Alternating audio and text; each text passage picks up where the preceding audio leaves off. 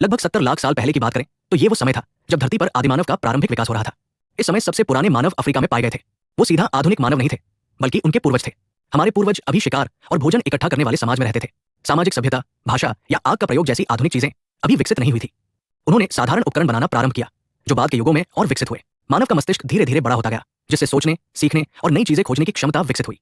कुछ मनुष्य मिलकर छोटे छोटे समूह बनाते थे ताकि शिकार करने और जीवन यापन में सहायता मिले। जब वे मैदान में हिरन जैसे जानवरों को देखते तो समूह में मिलकर उन पर हमला करके शिकार करते थे।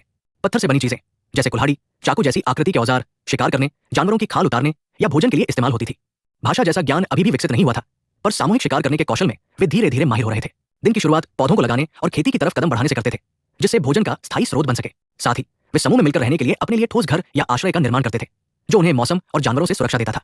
धीरे धीरे वे उन घरों के अंदर रहने, आराम करने और सोने की आदत विकसित करने लगे, जिससे उनका जीवन सुरक्षित और व्यवस्थित हुआ। जब आदिमानव समाज धीरे धीरे स्थायी जीवन की ओर बढ़ रहा था, तब ऐसी प्राकृतिक आपदाएं जैसे भारी बारिश जीवन के लिए बड़ी चुनौती बन जाती थी।